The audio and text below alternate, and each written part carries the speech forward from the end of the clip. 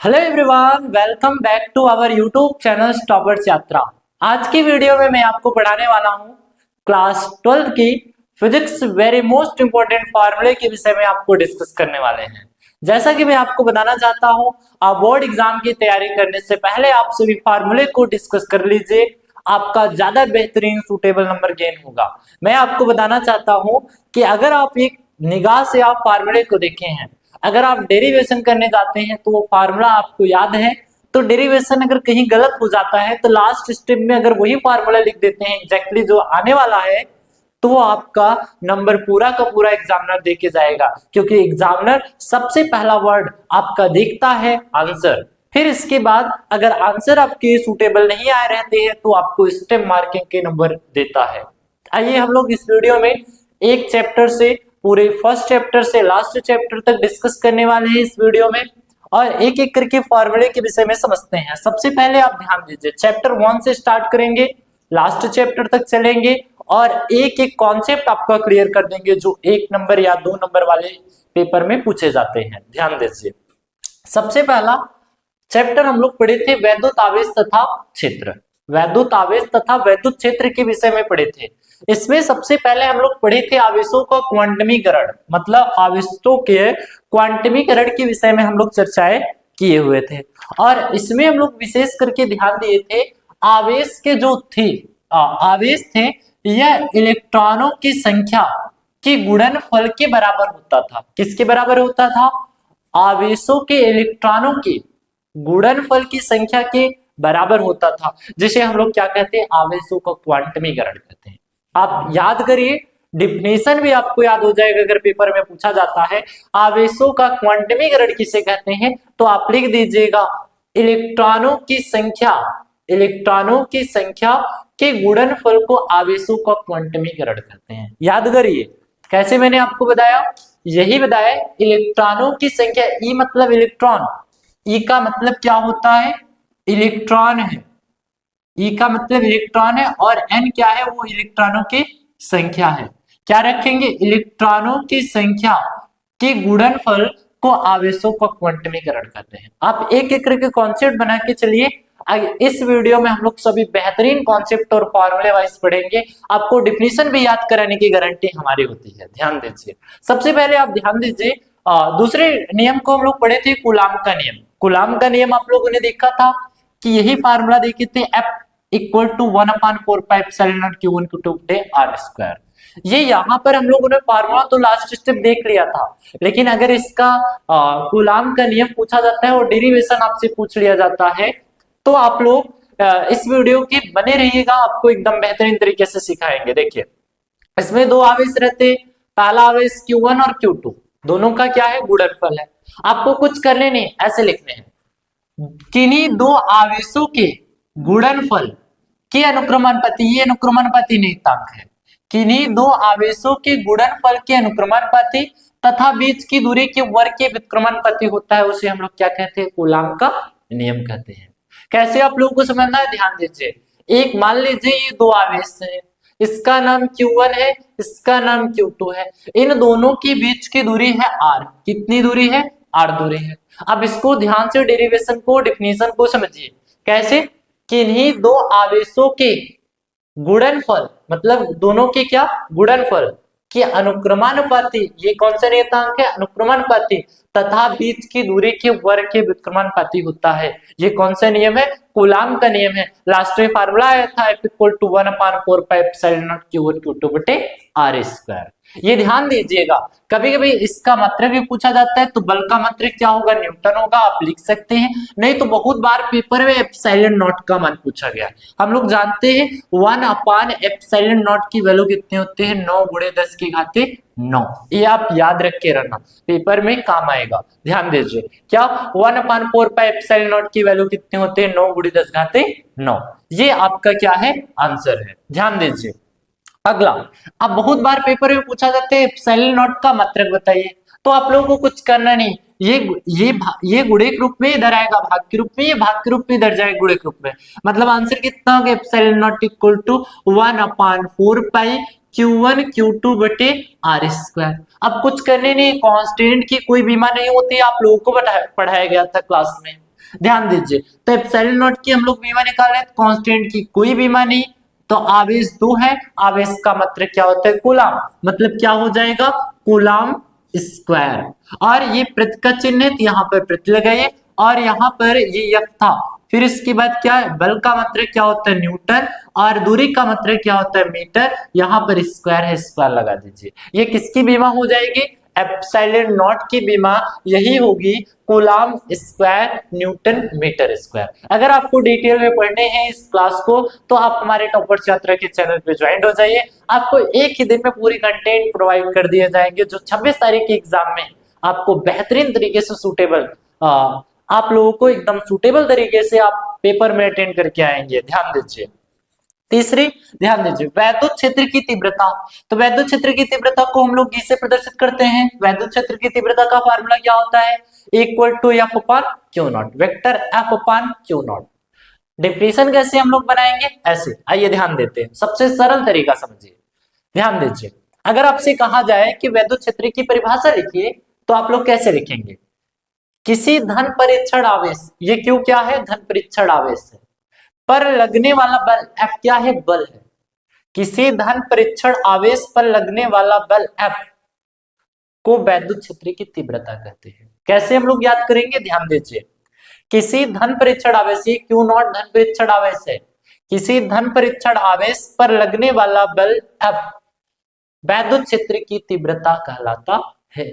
अगर इतना भी नहीं पता है तो आइए ध्यान देते हैं, इस तरीके से बनेगा, ये F क्या है, बल है, और Q क्या है, आवेश है। तो आप लोगों को ऐसे बनाने हैं, बल तथा आवेश बटे का मतलब होता है अनुपात, को हम लोग क्या कहते हैं, वैद्युत क्षेत्र की तीव्रता कहते हैं। बाकी 2 नंबर आपके एग्जाम में फिक्स हो गए, ये पेपर में आने वाला प्रश्न है 2026 में, एग्जैक्टली आपके पेपर में आएगा, देख लेना आपके पेपर में ये सेट है। ध्यान दीजिए, कैसे आप लोगों को करना है, ध्यान दीजिए, डिफिनेशन कैसे हम लोग लिखेंगे, किसी धन परीक्षण आवेश पर लगने वाला बल वैद्युत क्षेत्र की तीव्रता कहलाता है। इतना भी नहीं पता है तो फार्मूले पे आइए, vector equal to vector F upon Q naught, तो बल तथा आवेश के अनुपात को वैद्युत क्षेत्र की तीव्रता कहते हैं। इसका मात्रक बहुत बार पेपर में बना है, कैसे मात्रक हम लोग बनाते हैं, ध्यान दीजिए, इसका मात्रक ऐसे बनाएंगे, कैसे, बल का मात्रक होता है न्यूटन, बल का मात्रक होता है न्यूटन, आवेश का मात्रक होता है कूलाम, तो इसका मात्रक क्या हो जाएगा, न्यूटन प्रति कूलाम। नहीं तो बहुत बार ऐसे ही पूछा गया, वोल्ट प्रति मीटर भी होता है, क्या होता है, वोल्ट प्रति मीटर भी होता है, ये भी आपका किसका मात्रक है, वैद्युत क्षेत्र की तीव्रता का मात्रक है। आइए ध्यान देते हैं नेक्स्ट, बिंदु आवेश के कारण, अगर बिंदु आवेश के कारण वैद्युत क्षेत्र की तीव्रता की बात किया जाए, तो फार्मूला वहां पर बनता है E equal to 1/4 epsilon naught Q1 Q2 बटे, इसमें एक ही आवेश रहेंगे, Q अपान R स्क्वायर। फिर इसके बाद आता है वैद्युत द्विध्रुव आघूर्ण, ये पेपर में एग्जैक्टली आपके आने वाला है 2026 में, ये पेपर में किसी न किसी सेट में आपको मिल जाएंगे प्रश्न, और आप लोग सभी कॉन्सेप्ट वाइज यही प्रश्नों को सॉल्व करके आइएगा। ध्यान दीजिए, कैसे पूछा जाएगा, वैद्युत द्विध्रुव आघूर्ण किसे कहते हैं, परिभाषा लिखिए, मात्रक लिखिए, सूत्र लिखिए, तो आप लोगों को कैसे बनाने हैं, आइए ध्यान देते हैं। आप लोग बस फार्मूला याद करो, वेक्टर P इक्वल टू कितना होता है, 2QL, तो इसमें देखिए आवेश है, Q आवेश है, और L क्या है, दूरी है। तो आप लोगों को क्या करने हैं, इसमें ध्यान दे रहे हैं, इसमें ऐसे बने हुए Q गुणे 2L, Q गुणे क्या बने हुए, 2L बने, तो किन्हीं दो आवेश, कैसे आवेश रहेंगे, सजाती आवेश रहेंगे, किन्हीं दो सजाती आवेश की अल्प दूरी, ये 2L क्या है, अल्प दूरी के गुणनफल को वैद्युत द्विध्रुव आघूर्ण कहते हैं। ध्यान दीजिए, ऐसे आप लोगों को बनाने हैं, और ये आपका क्या हो गया, फार्मूले हो गए। अगर इसके मात्रक पूछे जाते हैं तो मात्रक आप बना सकते हैं, आवेश का मात्रक क्या होता है, कूलाम, और दूरी का मात्रक क्या होता है, मीटर, तो इसका मात्रक क्या हो जाएगा, कूलाम मीटर। कितना होगा, कूलाम मीटर, यहाँ पर प्रति का सिंबल मत बनाना, कूलाम मीटर आपके क्या हो जाएंगे, ये मात्रक हो जाएंगे। ये ध्यान देते हैं नेक्स्ट, ये भी इतना ज्यादा इंपॉर्टेंट है, अगर इस चैप्टर से कोई भी प्रश्न बनने की प्रोबेबिलिटी आती है, तो सबसे पहले प्रोबेबिलिटी वैद्युत द्विध्रुव आघूर्ण पूछा जाता है। तो आप लोगों को कैसे करना है, वैद्युत द्विध्रुव पर लगने वाला बल आघूर्ण अगर पूछा जाए, तो tau equal to PE sin theta, क्या फार्मूला है, tau equal to P E sine theta. तो इसमें हम लोगों ने देखा था अगर थीटा इक्वल टू हम लोग 0 मान लेते हैं, इमेजिन करिए यदि हम थीटा इक्वल टू कितना मान लेते हैं, 0 मान लेते हैं, तो साइन 0 अंश का मान कितना होगा, 0 होगा। तो टाउ की वैल्यू कितनी हो जाएंगी, 0 हो जाएंगी। यहां पर अगर साइन 0 अंश का मान हम लोग 0 रखते हैं तो इसका गुणा इसमें करेंगे तो टाउ की वैल्यू कितनी हो जाएंगे, 0 हो जाएंगे। मतलब बाल आगुड़ क्या हो जाएगा, 0 हो जाएगा। आप लोग जानते हैं अगर हम इसे 0 डिग्री पर घुमाएं, जैसे इमेजिन करिए ये आपकी क्या है, ये कॉपी है, ये कॉपी है। अगर मैंने कहा ये क्षैतिज रखे हुए हैं और इस पे 0 डिग्री के एंगल बन रहे हैं, कोई भी प्रकाश की किरण आ रहे हैं, कोई भी रिफ्लेक्ट आ रही है और इस पर 0 डिग्री के कोण बन रहे हैं, तो वहां पर वैद्युत आघूर्ण क्या हो जाएगा, शून्य हो जाएगा। यदि यहीं पर अगर थीटा इक्वल टू, यदि मान लेते हैं यदि थीटा इक्वल टू 90 डिग्री होता है तो साइन 90 अंश का मान कितना हो जाएगा, 1 हो जाएगा। हम लोग जानते हैं साइन 90 अंश का मान कितना होता है, 1। तो टाउ इक्वल टू कितना आएगा, P cross E, vector P cross vector E। ये आपका क्या होगा, वैद्युत बल आघूर्ण हो जाएगा। ये आपके क्या हो गया कॉन्सेप्ट। अब मैंने कहा कि इसको 90 डिग्री पर घुमा देते हैं, जब 90 डिग्री पर घुमाएंगे तो वैद्युत आघूर्ण की वैल्यू कितनी हो जाएंगे, tau equal to P cross E। ये आपका क्या हो जाएगा, आंसर हो जाएगा। ये पेपर में बहुत बार आपके एग्जैक्टली पेपर में पूछे गए हैं और इस बार भी आने की प्रोबेबिलिटी 100% है, ध्यान दीजिए। आइए नेक्स्ट फॉर्मूले को ध्यान देते हैं, वैद्युत फ्लक्स वाले चैप्टर का। वैद्युत फ्लक्स में आप लोगों ने देखा था, तो वैद्युत फ्लक्स किसे कहते हैं, वेक्टर ई बराबर फाई ई बराबर vector E dot vector S, vector E dot vector S के विषय में हम लोग देखे थे। तो इसका फार्मूला अगर एंगल दिया रहेगा तो phi equal to E S cos theta, आप इतना लिख दीजिएगा। यदि आपसे पूछा जाता है रेखीय आवेश घनत्व किसे कहते हैं, तो lambda equal to Q upon L होता है। फार्मूला कैसे याद कर सकते हैं, ऐसे याद कर सकते हैं, आवेश तथा लंबाई के अनुपात को रेखीय आवेश घनत्व कहते हैं। नहीं तो आप लिख दीजिएगा एकांक लंबाई पर लगने वाला उत्पन्न होने वाला आवेश पृष्ठ रेखीय आवेश घनत्व कहलाता है। इसका मात्रक अगर किसी ने पूछा तो आवेश का मात्रक क्या होता है, कूलाम होता है, और लंबाई का मात्रक क्या होता है, मीटर होता है। तो मात्रक क्या हो गए, कूलाम प्रति मीटर। पृष्ठ आवेश घनत्व अगर आपसे पूछा जाए तो सिग्मा इक्वल टू क्यू अपान ए, तो इसका मात्रक हो जाएगा कूलाम प्रति, और क्षेत्रफल का मात्रक क्या होता है, मीटर स्क्वायर। फिर इसके बाद अगर पूछा जाता है आयतन आवेश घनत्व, रो इक्वल टू कितना हो जाएगा, कूलाम, और आयतन का मात्रक होता है मीटर क्यूब। ये आपके प्रश्न में बन सकते हैं पेपर में। आइए ध्यान देते हैं, अगर आपसे पूछा जाए गॉस का नियम, तो ध्यान दीजिए गॉस के नियम में फार्मूले आए थे फाई इक्वल टू या phi E equal to Q upon epsilon naught. तो हम लोगों ने क्लास में देखा था गॉस के नियम में यही देखे थे कि यदि किसी बंद पृष्ठ से, इमेजिन करिए कोई बंद पृष्ठ है और बंद पृष्ठ के अंदर कोई आवेश रख दिए गए, तो उसमें निकलने वाला जो विद्युत फ्लक्स रहेगा, निकलने वाले विद्युत फ्लक्स से वो गॉस के नियम के द्वारा क्लैरिफाई किए गए थे। कहे गए थे कि यह आवेश के 1 अपान एप्सिलॉन नॉट गुना होता है। क्या फार्मूला बताया गया था, यही बताया गया था, यह आवेश के 1 अपान एप्सिलॉन नॉट गुना होता है। कोई बंद पृष्ठ है उसमें अगर विद्युत फ्लक्स निकल रहे हैं तो उसका क्लैरिफाई कौन किया था, गॉस के नियम से। इसमें यही बताया गया था किसी बंद पृष्ठ से निकलने वाले विद्युत फ्लक्स से निकलने वाले आवेशों की संख्या 1 अपान एप्सिलॉन नॉट गुना होती है। आइए ध्यान देते हैं, नेक्स्ट इसका समाकलनीय रूप यहाँ पर लिखा गया है। फिर इसके बाद आता है अनंत लंबाई के एक समान आवेशित तार के कारण वैद्युत क्षेत्र की तीव्रता अगर पूछी जाए, अनंत लंबाई के एक समान आवेशित तार के कारण वैद्युत क्षेत्र की तीव्रता, तो फार्मूला आता है equal to lambda upon 2 pi epsilon naught आर, इस पर आर दिया गया है। फिर इसके बाद आता है आवेश के अनंत एक समान एक समतल चादर के कारण वैद्युत क्षेत्र की तीव्रता पूछी जाए तो इक्वल टू कितना आता है, सिग्मा अपॉन 2 एप्सिलॉन नॉट, जहां ई प्रोपोर्शनल कितना आर नॉट के बराबर होता है। ये आपके फर्स्ट सेकंड चैप्टर के डिस्कस कर दिए गए फार्मूले। आइए नेक्स्ट कॉन्सेप्ट को सीखते हैं फार्मूले वाइज। ध्यान दीजिए, इसमें आपको दिया गया है विद्युत धारा, अर्थात विद्युत विभवांतर वाले चैप्टर से लिया गया है। विद्युत विभवांतर किसे कहते हैं, यहाँ पर आप लोग ने देखा था फार्मूले में VA minus VB equal to W theta A से लेकर और कहां तक आवेश क्यू नॉट।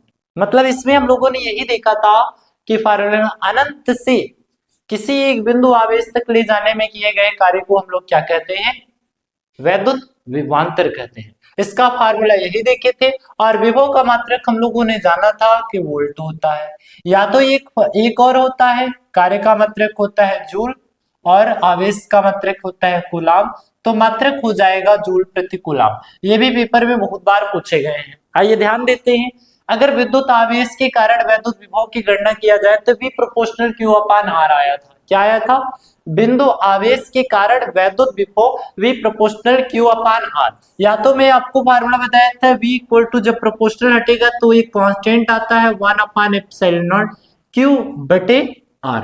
ये आपका क्या आया था, वैद्युत आवेश के कारण वैद्युत विभव। आगे के ध्यान दीजिए। इसके बाद आता है वैद्युत द्विध्रुव के कारण उत्पन्न वैद्युत विभव की वैल्यू आया था V equal to 1 upon 4 pi epsilon naught P cos theta upon R square. और अगर निरक्षीय स्थिति की बात किया जाएगा तो निरक्षीय स्थिति में 0 आया था। ये कौन सी अच्छी स्थिति है, अच्छी स्थिति, ये कौन सी स्थिति है, अच्छी स्थिति है। और ये कौन सी स्थिति है, निरक्षीय स्थिति है। ये ध्यान दे रहा ना, ये भी बहुत बार पेपर में बना है, निरक्षीय स्थिति पर उत्पन्न वैद्युत विभव की गणना कीजिए, तो वहां पर आपका आंसर आता है विभव की वैल्यू कितना हो जाती है, 0 हो जाती है। और अच्छी स्थिति पर विभव की वैल्यू कितना हो जाती है, V equal to 1 upon 4 pi epsilon naught P cos theta upon R square. आगे की देखिएगा, आगे की दिया गया है कि आवेशों की निकाय का वैद्युत स्थिति ऊर्जा, आवेशों की निकाय की अगर वैद्युत स्थिति की ऊर्जा की बात किया जाएगा तो आएगा U equal to 1 upon 4 pi epsilon naught Q1 Q2 बटे R आया था आंसर। आगे की नेक्स्ट दिया गया है कि वैद्युत विभव मतलब बाह्य वैद्युत क्षेत्र में द्विध्रुव की स्थिति ऊर्जाएं ज्ञात करनी है। जो अभी हम लोगों ने देखा था क्या, वैद्युत द्विध्रुव आघूर्ण सेम टू सेम स्थिति ऊर्जाओं की अगर गणना किया जाए किसी बाह्य वैद्युत क्षेत्र में तो ये इक्वल टू कितना आया था, Pe cos थीटा। और वहां पर हम लोगों का क्या आ रहा था, Pe sin थीटा आ रहा था। Tau equal to P sin theta आ रहा था, यहाँ पर U equal to P sin theta. बस यहाँ पर अगर थीटा इक्वल टू 0 रख दिया जाए तो स्थितिज ऊर्जा की वैल्यू पूरा 0 हो जाएगी। यदि थीटा इक्वल टू 90 डिग्री रख दिया जाए तो स्थितिज ऊर्जा की वैल्यू Pe थीटा में आता है, जिसकी वैल्यू हमेशा ऋणात्मक दर को डिनोट करता है। मतलब U equal to minus Pe minus P, हाँ ये ऋणात्मक दर को डिनोट करेगा। आगे के नेक्स्ट चैप्टर में दिया गया है धारिता। देखिए धारिता वाले चैप्टर से आपके पेपर में न्यूमेरिकल मिल जाएगा और एक डेरिवेशन मिल सकता है। कौन सी डेरिवेशन मिलेगा वो भी आपको बताएंगे, जो एग्जैक्टली पेपर में आने वाले हैं। ध्यान दीजिए, अगर आपसे धारिता पूछे जाते हैं तो धारिता C इक्वल टू फार्मूला कितना आया था, Q अपान V। तो आप लोग देखिए फार्मूला अगर याद रखे रहेंगे तो फार्मूले के अकॉर्डिंग आप डिफिनेशन बना सकते हैं। कैसे बनाएंगे, ये आवेश क्या है, Q है, और ये क्या है, V है। मतलब आवेश तथा विभव के अनुपात को धारिता कहते हैं। क्या कहते हैं, आवेश तथा विभव के अनुपात को धारिता कहते हैं। ये बहुत बार पेपर में बना हुआ प्रश्न है। ऐसे प्रश्न देखिए, इसका मात्रक कभी कभी पूछा जाता है, इसका मात्रक वैसे भी तो फैराड होता है, माइकल फैराड। माइकल फैराड इसकी खोज किए तो इसी का मात्रक हो जाता है क्या, इसका मात्रक हो जाता है फैराड। नहीं तो एक मात्रक और लिख सकते हो, आवेश का मात्रक होता है कूलाम और विभव का मात्रक होता है वोल्ट, तो हम लोग लिख सकते हैं वोल्ट प्रति कूलाम। ये भी बहुत बार पेपर में बना हुआ है। नहीं तो और भी आप लिख सकते हैं। आगे के देखिएगा, गोली चालक की धारिता अगर ज्ञात की जाए, किसी गोली चालक की धारिता ज्ञात करने के लिए हम लोगों ने देखा था C equal to 4 pi epsilon naught K। अगर पैरावैद्युतांक रखते हैं तो पैरावैद्युतांक की वैल्यू क्या हो जाती है, K, और K की वैल्यू हम लोग कांस्टेंट मान लेते हैं, उसकी वैल्यू 1 2 3 4 5 पैरावैद्युत के अनुसार क्या कर देते हैं, बदल देते हैं। ये ध्यान दीजिए। आगे के समांतर प्लेट संधारित्र की धारिताएं की बात किया जाए, ये पेपर में बहुत बार आया हुआ है। इस बार 2026 में एग्जैक्टली इसके ऊपर कोई ना कोई प्रश्न देखने को मिलेगा आपको। वैसे भी तो न्यूमेरिकल इसके ऊपर नहीं बनता है, ध्यान दीजिए। न्यूमेरिकल नहीं बनेगा, सीधा सीधा डेरिवेशन बनेगा। और आपके 2026 में ये इंपॉर्टेंट है, एग्जैक्टली पेपर में आएंगे।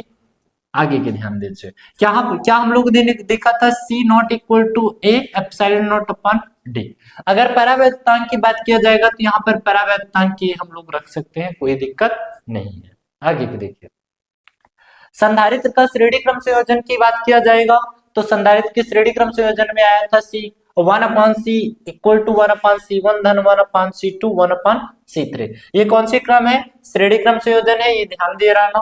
पेपर में श्रेणी क्रम संयोजन पूछे जाएंगे तो आप लोग इस तरीके से सॉल्व करना। हालांकि मैं आपको बताना चाहता हूं, अगर आपको इस वीडियो को इसको डिटेल में पढ़नी है डेरिवेशन, तो हमारे इस टॉपर्स यात्रा के चैनल पे ज्वाइन हो जाइए। आपको एक एक करके कॉन्सेप्ट वाइज पढ़ा दिया जाएगा और डिस्क्रिप्शन में कुछ वीडियो के लिंक प्रोवाइड किए जाएंगे जो आपको देख लेने हैं, जो पेपर की दृष्टि से आपके 100% प्रश्न बनने वाले हैं। वो प्रश्न पहले से ही अपलोड है, तो आप इस वीडियो में केवल हम फार्मूले वाइज डिस्कस कर रहे हैं और आपको बेहतरीन तरीके से सिखा रहे हैं। अगर समांतर क्रम संयोजन किया जाए संधारित्रों का तो C इक्वल टू C1 धन C2 होता है। कितना होता है? C इक्वल टू C1 धन C2 धन C3। अलग अलग संधारित्रों को हम पैरेलल्स के रूप में जोड़ लेंगे। इसके बाद आता है चालक की स्थितिज ऊर्जा की बात किया जाएगा तो इसके ऊपर न्यूमेरिकल बनते हैं, ये भी इंपॉर्टेंट है, आपके पेपर में आने वाला प्रश्न है। U equal to 1/2 CV square. C क्या है? संधारित्र की धारिता है, V क्या है? वोल्टेज है। आगे की आता है संधारित्र की ऊर्जा घनत्व की बात किया जाएगा तो U equal to 1/2 epsilon naught E square. E क्या है? वैद्युत क्षेत्र है और एप्सिलॉन नॉट क्या है? निर्वात की वैद्युतशीलता है। ये पेपर में बहुत बार ऐसे प्रश्न बने हैं। आप सभी फार्मूले को एकदम बेहतरीन तरीके से पढ़ लीजिए और इसका स्क्रीनशॉट आप जरूर मारिएगा और आपको रिवीजन करने हैं। आइए नेक्स्ट टॉपिक को समझते हैं एक एक करके, ध्यान दीजिए। इसमें आपसे दिया गया है फार्मूला विशिष्ट प्रतिरोध। देखिए पेपर में आने वाला प्रश्न सभी मात्रकों को आप लोग याद करते चलिएगा और फार्मूले को याद करते चलिएगा। और एग्जामिनर आपसे बहुत बार आपसे पूछ सकता है कि डायरेक्ट फार्मूला आपसे पूछता है, मतलब व्यंजक आपसे पूछ लेता है, परिभाषा पूछने के बाद व्यंजक पूछ लेता है पेपर में। और ध्यान दीजिए, अगर आपसे पूछा जाता है विशिष्ट प्रतिरोध किसे कहते हैं तो आप लोग फार्मूला यही याद करिएगा, rho equal to R A upon L. कितना होता है? R A upon L. ये आपके क्या हो जाएंगे? विशिष्ट प्रतिरोध हो जाएंगे। इसका मात्रक होता है ओम मीटर। क्या होता है? ओम मीटर होता है। विद्युत धारा पूछ लिया जाएगा तो आप लोग बताएंगे क्या? I equal to Q upon T.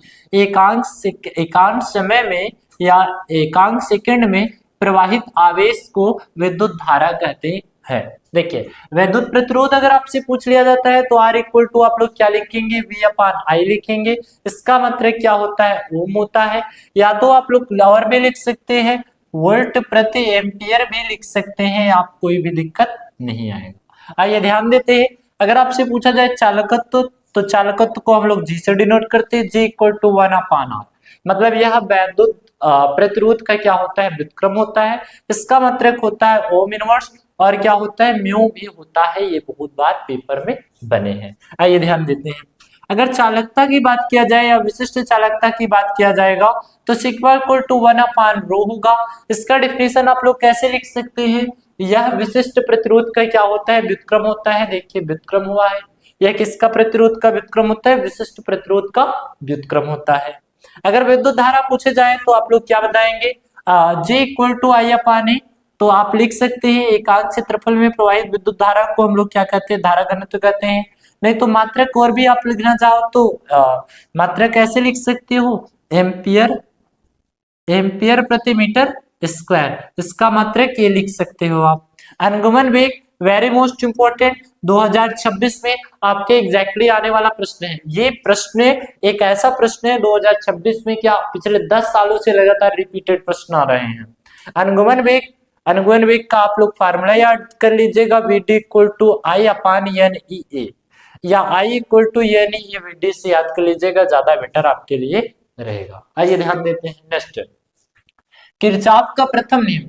Kirchhoff का प्रथम नियम और दो नामों से जाना जाता है, संधि का नियम या आवेश संरक्षण का नियम। ये पेपर में एग्जामिनर आपसे पूछ सकता है, संधि का नियम लिखिए। संधि का नियम की व्याख्या कीजिए। ये 3 नंबर 4 नंबर में एग्जैक्टली आपके पेपर में पूछे जाते हैं। कैसे आप लोग लिखेंगे? देखिए संधि का नियम या आवेश संरक्षण का नियम या किरचॉफ का प्रथम नियम पूछा जाए तो आप लोग यही लिखिएगा, संधि की तरफ आने वाली धाराओं का योग तथा संधि से दूर जाने वाले धाराओं का योग। एक बीजगणितीय योग के क्या होता है, बराबर होता है।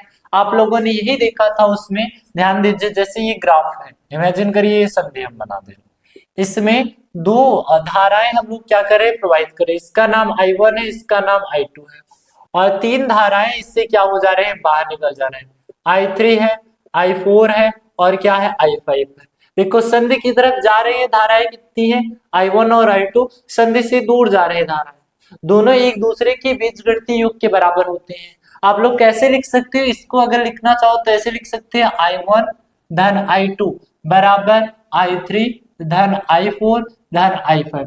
तो यहाँ पर आपका फार्मूला क्या हो जाएगा, यहाँ पर ये सब ऋणात्मक दर को डिनोट करेंगे, यहाँ पर ये सब ऋणात्मक दर को, क्योंकि इसको पक्षांतर करेंगे तब जाके बीजगणितीय योग के क्या होगा, बराबर होगा।